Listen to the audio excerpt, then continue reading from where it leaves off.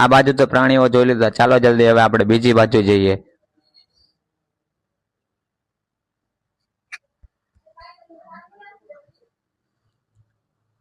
ચાલો બીજી બાજુ ભાઈ આપણે અહીંયા આવી ગયા છીએ, તો અહીંયા તમને ઘણા ઘણા પક્ષીઓ જોવા મળશે।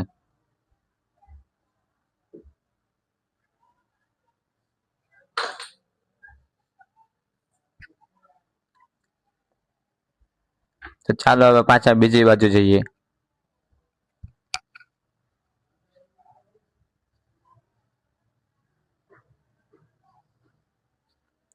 ઓહો બાપરે બાપ, તમે છાપ તો જુઓ યાર। તો કાંઈ નહીં, ચાલો બપોરનું જમવાનું પણ થઈ ગયું છે, જેમાં તમને દાળ ભાત શાક રોટલી સલાડ પાપડ બધું જ મળી જશે।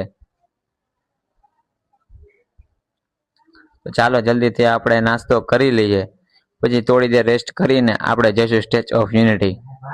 ચાલો કાંઈ નહીં, રેસ્ટ થઈ ગયો તો ચાલો હવે જલ્દીથી આપણે સ્ટેચ્યુ પાસે। તમે જુઓ તો ખરા સ્ટેચ્યુ કેટલું ઊંચું છે।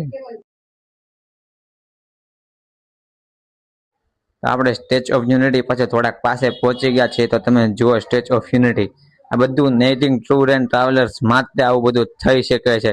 તો ચાલો જલ્દી, રાતનું જમવાનું પણ થઈ ગયું છે, તો રાતના જમવામાં છે છોલે ભટુરે છાશ પાપડ સલાડ, બસ આવી રીતના 3 ટાઈમનું જમવાનું નૈતિક ટૂર એન્ડ ટ્રાવેલર્સ આપે છે। જય માતાજી મિત્રો, આજે અમે સ્ટેચ્યુ ઓફ યુનિટીમાં જે પ્રતિમા સરદારભાઈ વલ્લભભાઈની પ્રતિમા છે તેમાં આજે આપણે વિઝિટ લીધી છે।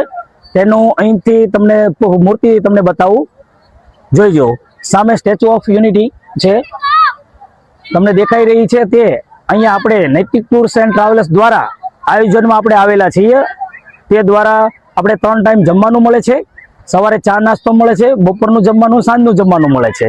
મિત્રો કતારગામ વિસ્તાર સુરતમાંથી જૂના અને જાણીતા નૈતિક ટૂર્સ એન્ડ ટ્રાવેલર્સ દ્વારા આ આયોજનનું કરવામાં આવ્યું છે, જે 24 તારીખથી લઈને 7 તારીખ સુધી આપણે સ્ટેચ્યુ ઓફ યુનિટીમાં ગાડીનું આયોજન કરેલું છે। તો જે પણ મિત્રોને આવવું હોય તે અચૂક માટે એકવાર વિઝિટ લેજો,